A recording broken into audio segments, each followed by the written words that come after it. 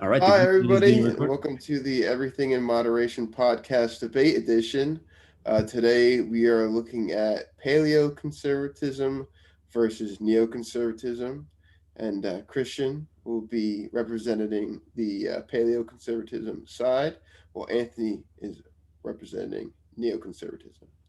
So, let's just start off by the two just giving a brief description of what their ideology is behind like paleoconservatism versus neoconservatism, because I think that would help the audience understand it more before we Sure. get into it.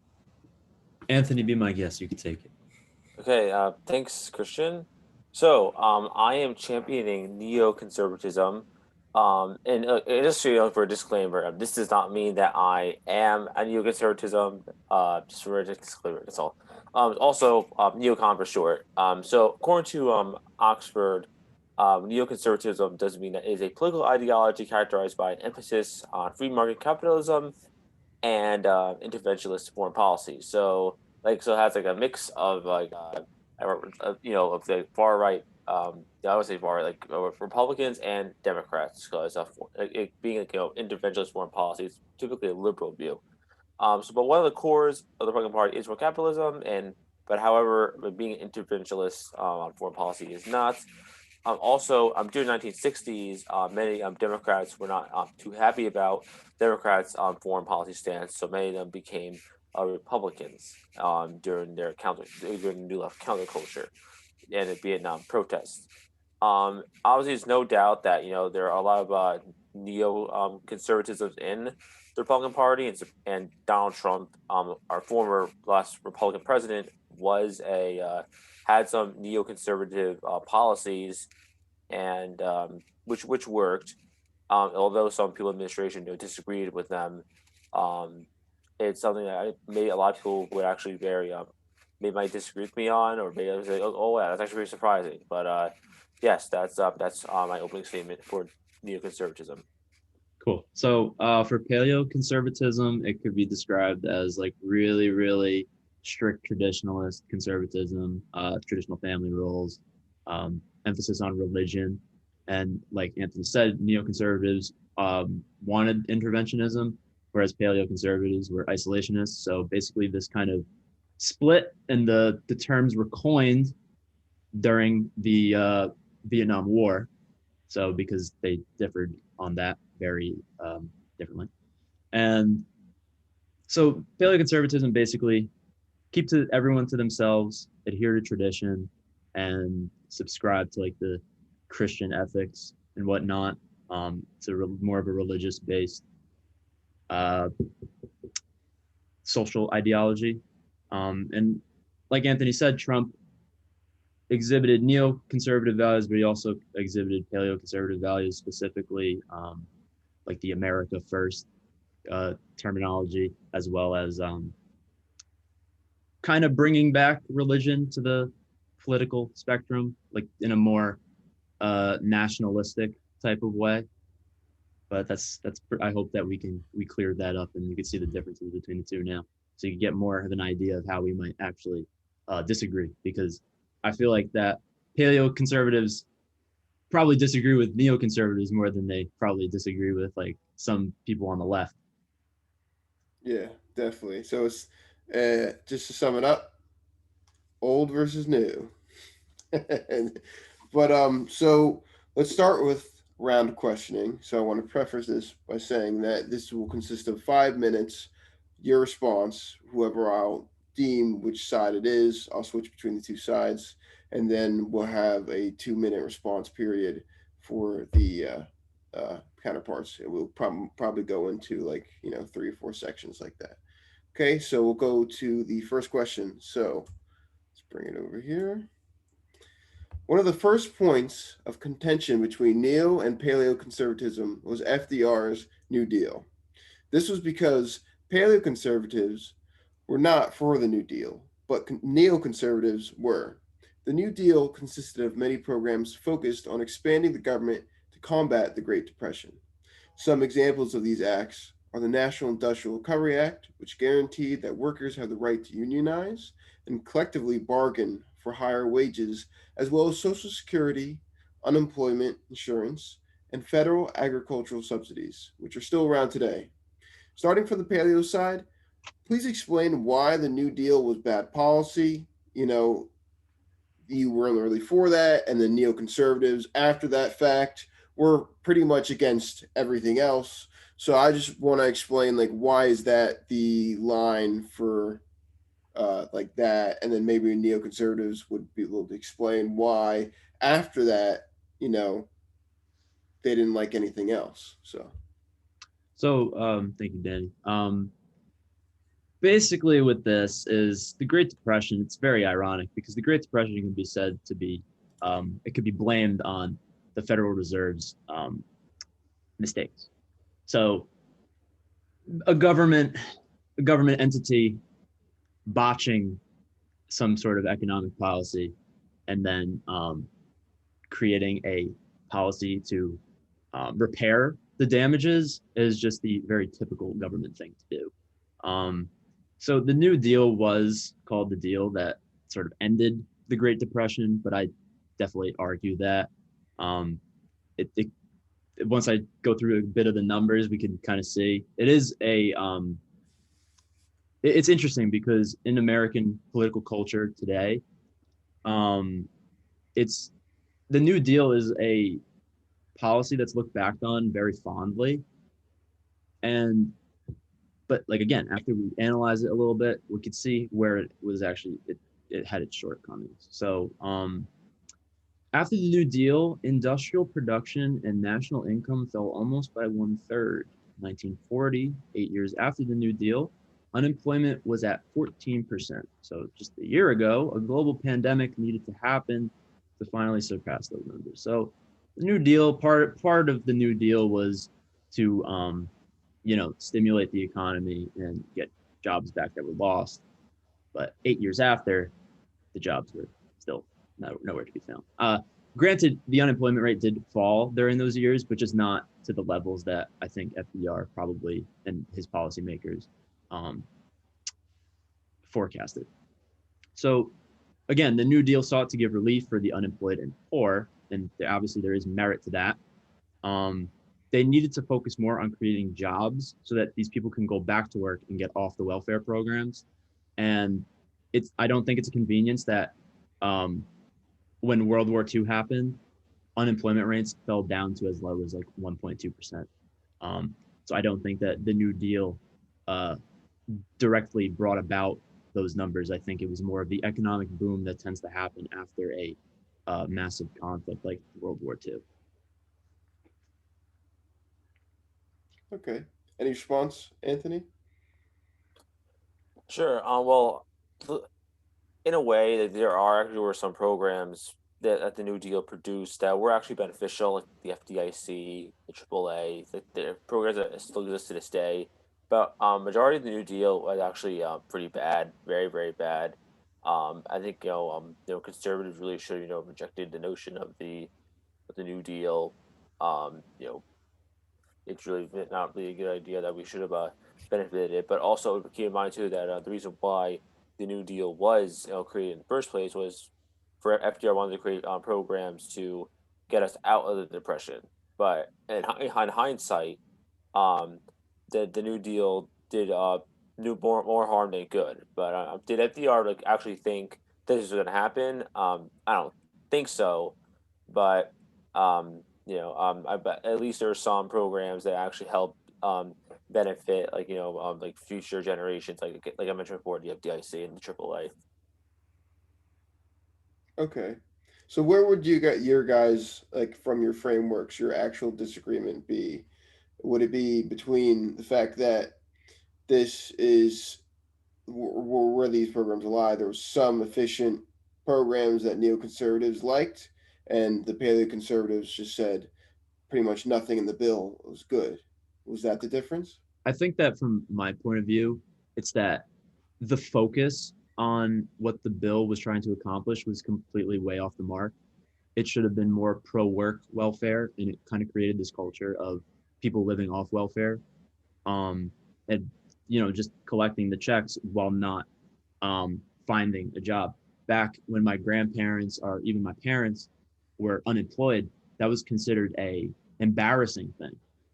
So, and now you have people like bragging about getting their unemployment checks from being unemployed from COVID. Like, that's not really something to be proud of. And it created this culture of that happening.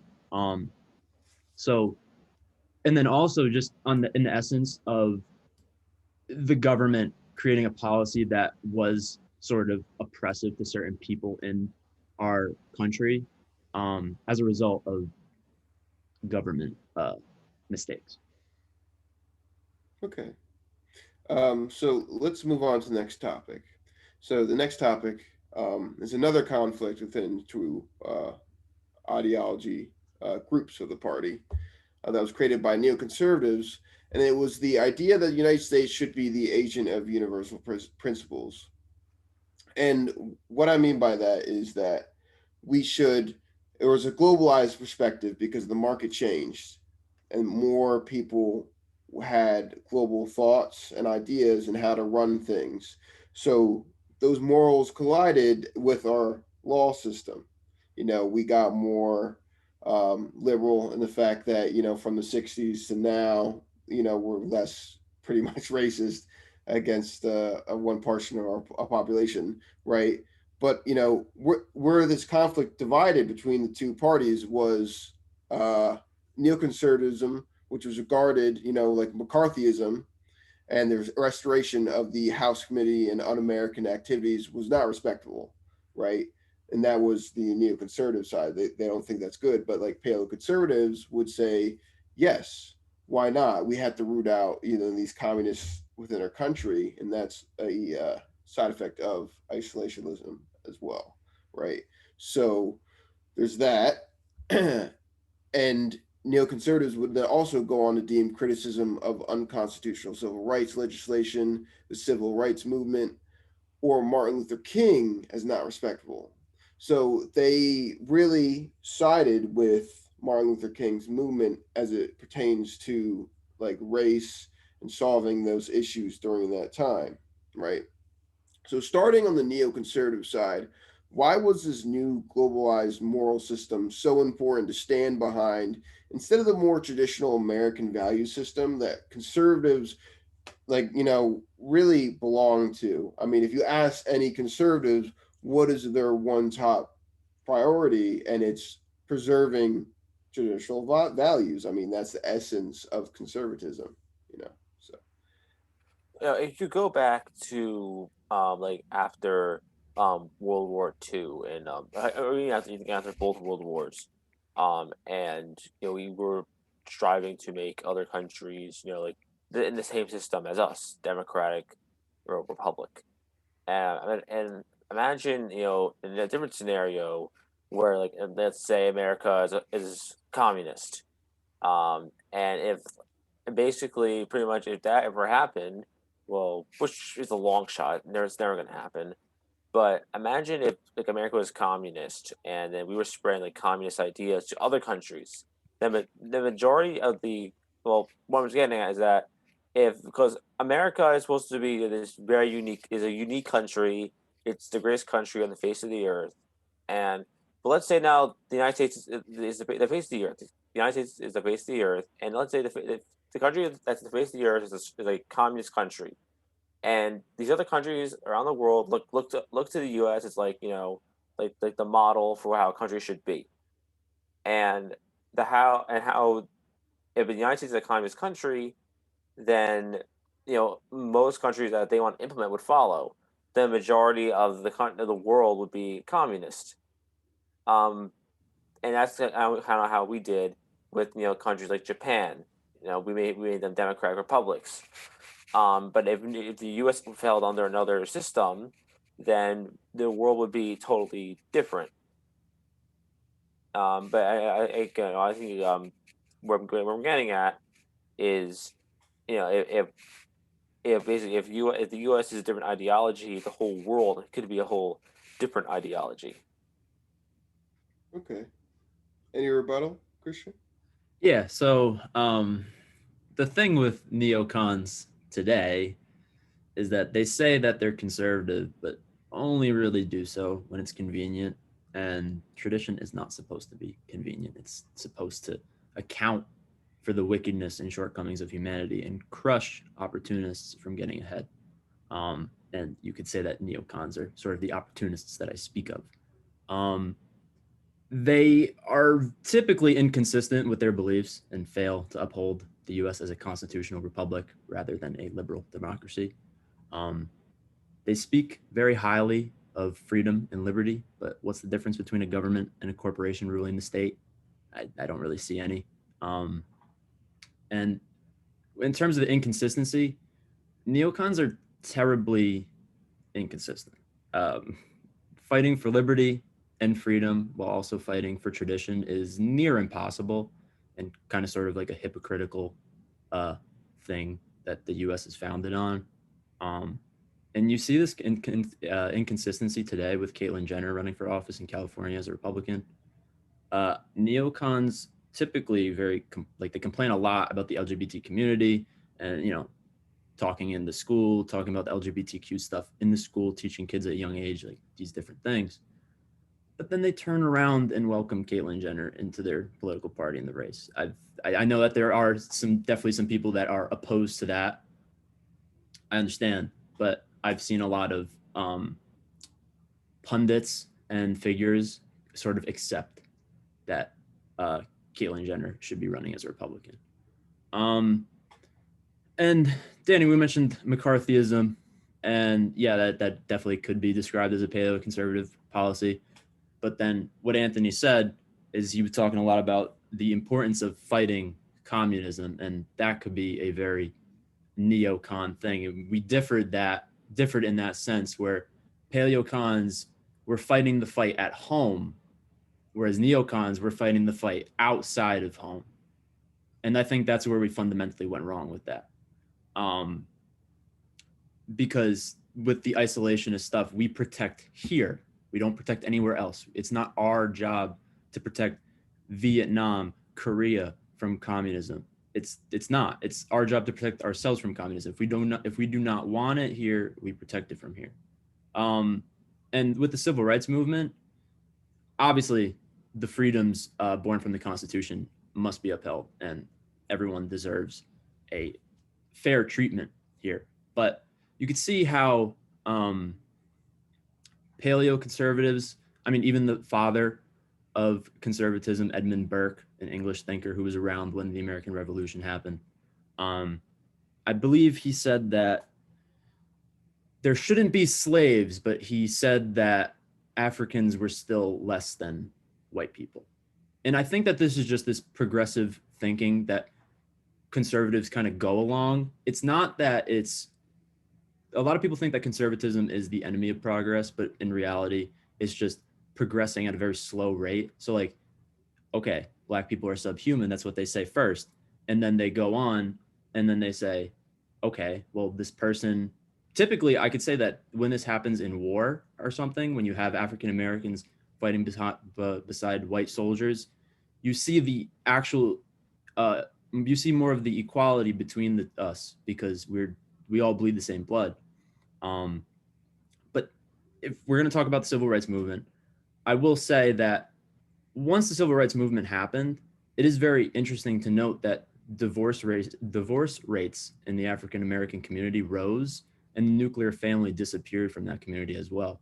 And part of the paleoconservatism and traditionalist values is a nuclear family and having a strong father figure to guide the children, guide and protect the children, and also protect the wife. That disappeared. And as a whole in America, that is disappearing gradually from every race. But in the Black community at that time, they kind of saw that change happen more rapidly. And this is kind of what the conservatism that paleoconservatives fight for is that if you allow change to happen very rapidly, it could create these unintended effects. Okay. Can I get a rebuttal to that? Yeah, just make it a 1 minute. I'll make it 1 minute. Yeah, sure. So, Christian, you mentioned before about how like people like Caitlyn Jenner, like how they how neocons would like really turn on them. I think that actually it's a good thing that you know that people like Caitlyn Jenner are involved in their in the Republican Party. I mean, obviously, she doesn't have to agree with everything. That she doesn't have to be be the model conservative, but it's okay for her to be running for governor because it's the Democrats always complain that or they always say that the Republican Party is anti-LGBTQ, when in fact we're not. There actually a lot of LGBTQ supporters in the Republican Party. There's a log cabin Republicans, that's actually the official LGBTQ, base for the Republican Party. So I don't really know where you're going there.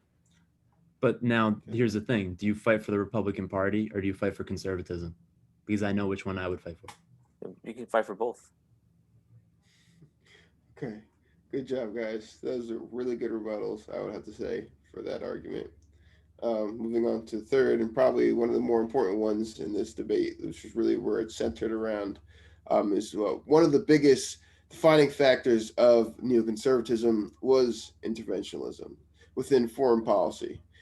Specifically, this form of interventionism advocated for the spread of democracy and the destruction of communist regimes or any regime that was looking to become communist. And this would be defined under it could be a democratic socialist regime, it could be an anarcho-syndicalist regime, any form. Okay. So this form of intervention would take place primarily in the Middle East, where there was strong support for Israel after World War II, where we kind of like established them as a nation, as well as within Latin America, especially where the United States would overthrow many communist and democratic socialist regimes and replace them with right-wing authoritarian regimes. Starting from the paleoconservative side, why is interventionism a bad policy? And what are the benefits of staying an isolationist nation in terms of foreign policy? And I want it to be from two angles, really. I want it to be from the angle of a conservative Republican voter, someone who cares about not paying a lot of taxes for government programs, and then one from the more military side. Because obviously this has a major military reason why we have become so neoconservatist. So I just want to see it from both angles, if you guys could. Certainly. So staying an isolationist nation in terms of foreign policy is an inherently good thing, in my opinion. Unless we are attacked or threatened, we should mind our own business. So, for example, World War II was a necessary conflict to enter since we were directly attacked by Japan. Besides that, like I mentioned before, Vietnam, Korea, Middle East, etc., were useless and did nothing more than to send young Americans into the meat grinder, unfortunately. And one of the advantages of being an isolationist nation is allowing us to focus on our own issues here and make improvements to them: unemployment, civil rights, production, etc. And because of globalization, we are now at the mercy of a self-sufficient nation like China. And speaking of China, did you know that China has never invaded another nation in its long history, yet it is somehow so strong and robust? So people who say that we need to flex our military power are severely misguided and missing the point. China does little in terms of hard power foreign policy, but they still build up its power, both militarily and economically. And yet it is still so feared by the majority of the American public and neocons especially, whilst China is keeping to themselves in terms of the hard power foreign policy. Any rebuttal, Anthony? So understands with interventionism. There's a quote going on that says that it started in World War One, saying that the United States should not be the police of the world. In some cases, we have to, and that is in cases, for example, like World War One, World War Two, War Afghanistan. Those wars were necessary because the United States was deliberately attacked World War Two. We were attacked by Pearl Harbor. And then Afghanistan, we were attacked by 9/11, and then in World War One, we were brought in because of our allies. We had to get brought in, which again that was necessary. But in War in Afghanistan, we have Saddam Hussein, killing people who were also our allies and also on our side, our Americans. So what did George Bush do? Who's also a well-known neocon? He declared war on Iraq, killed Saddam Hussein, and although the war went on for a little longer than it should have been, it was necessary. It was very necessary for them to do that. So again, so I think in terms of that, what I'm saying, there is sometimes where you go, okay, well, if there's a country is trying to fuck with America, excuse my language, but you should we America should go in and say, hey, you know what, you guys are trying to do something bad to us, we gotta come back at you 10 times harder. If I could get something in here real quick.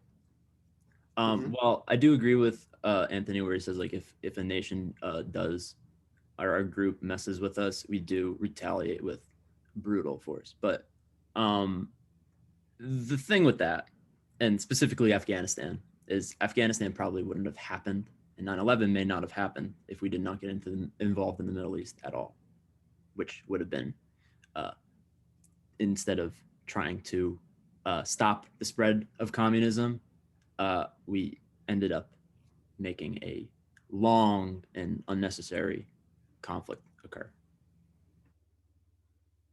I have a question for both parties, just real quick. We'll make it a quick segment, a little shotgun round for this specific topic. So, would you say that this is really a reaction to what happens with like World War II topics, right? Like, is this really caused from an aftermath of World War II, where we realized that Soviet Union was an actual presence? We have to be careful of it, or what do you guys think? Well, the Cold War wasn't an actual war, just a war about tensions, and it lasted a long time, since until the USSR collapsed. There were wars in it that the U.S. got involved in, like the Korean War and the Vietnam War, and those are also wars that the U.S. also helped their allies in, because their allies obviously were against America, and those obviously in the U.S. obviously saw situations there where the U.S. was like, what, this country is trying to try to do something to our ally, we have to go in and help them. Okay. If that's good, good. We might want to move on to the final topic just because we do have 8:47, and this is definitely a good topic. So let's talk about how, and this is modern times, right? We're looking at the scope of what's going on now. Paleoconservatism, up until recently, was deemed a philosophical corpse, being that there was no paleoconservatives that served under the Bush administration. However, the Trump administration saw a resurgence of paleoconservatism, with Steve Bannon serving as White House chief strategist, as well as Stephen Miller holding a prominent advisory post. This resurgence could be attributed to the paleo's dissatisfaction with contemporary America. Trump's movement combined with high principle and bad boy bravado, with the melding of good morals such as longing for old virtues for like paleoconservatives, right? And bad morals such as race and sex culture, as they wanted to stay the same, how it was kind of like in the 70s. Neocons would go on to describe this movement as a thrived in the machine age, right? Where this will not thrive in the new economy, the new global economy. Starting from the paleo side, what policies of Trump's differed from the Bush administration? And were these policies more successful in representing this traditional conservative voter than policies under George Bush? Why should your side be the conservative side? Why should a conservative voter vote for a paleoconservative over a neoconservative? Is the essence of this question. Yeah. So to answer the second question first, Trump was more of the stood up more for the traditional conservative voter more than previous presidents did. More for the working class citizen, which is what kind of the Republican Party was sort of championing many years ago, like for the blue collar worker and just like the American dream, working hard and all that. That all was kind of lost for a couple decades there. Trump kind of restored that again. So with that was the policy specifically was the protectionism, specifically the like trade war with China, upholding religion, and then wanting to bring United States jobs and production back. But again, he wasn't a fully paleoconservative, and I think that at this point, Trumpism can be its own sort of political philosophy. It's like there's a lot of things that paleoconservatives would disagree with him on, especially with like aid to Israel and some of the choice things that he had to say on his Twitter. And but all the while, it creates a weird culture where it's almost like a fanboy type culture where Trump supporters scream America first, but fail to see that it's God first. Conservatism, again, is on the base of, and paleoconservatism in specifically is on the basis of Christian ethics, like I mentioned beforehand. And, you know, we talk about one nation under God. That's that. So I really just don't think that a state or a party can be considered conservative if it is not operated under the fundaments of religion. And like, listen, like you could still allow people to come here. This is America. We are the immigrant central of the world. This is a country founded by immigrants for immigrants. But again, the majority needs to be there. We cannot cater to the minority and their every whim. It's about what the majority is here for. And so again, like neocons and even groups on the left fight for groups that will turn around and shoot you in the back, specifically Caitlyn Jenner. The LGBTQ community will not, can never be conservative, ever. They can't be. It's fundamentally just, it doesn't correlate with conservative values. And with the free market capitalism that neocons champion, what that has done is allow men to become weak-minded and allowing corporations to poison our food and allowing porn and sex work to be legal. In doing this, they allowed women to abandon their God-given responsibility of being a mother and a homemaker. And for a little statistic for you, since the acceptance of porn and sex culture, rape has gone up at astronomical rates. So before you come at me with anything like that, there is some statistics and some drawbacks of allowing porn and sex work to be accepted. All right. Well, I'm gonna if she's running out of time, I'll keep it short for closing remarks. But once again, Christian, you're also trying to put people in separate barrels. You're saying that people who belong in the LGBTQ community should not be conservative. Again, you're stereotyping. So you can people who belong in the LGBTQ community can belong in the conservative community. It can work both ways. We live in America. You can be whatever you want to be. But concerning about what this is, I mean, like there are many factions to the Republican Party. The possibilities are endless. I've met different people with different views, but I think looking at the neoconservative standpoint, obviously Trump had many neoconservative policies. I mean, Bush had many more than he did. But regarding Steve Bannon, I mean, I know obviously a lot of people on the Democratic side did not like Steve Bannon, mostly for his for him saying like that Breitbart is the source for the alt-right. I mean, I disagree with that. I think Breitbart's a really very fine news source, but I think he was just said Steve Bannon's a great guy, and we'll take it from there. I have just one quick question for Anthony. Do you think that people in the LGBTQ community can be Christian? I think so. This is where I sort of disagree.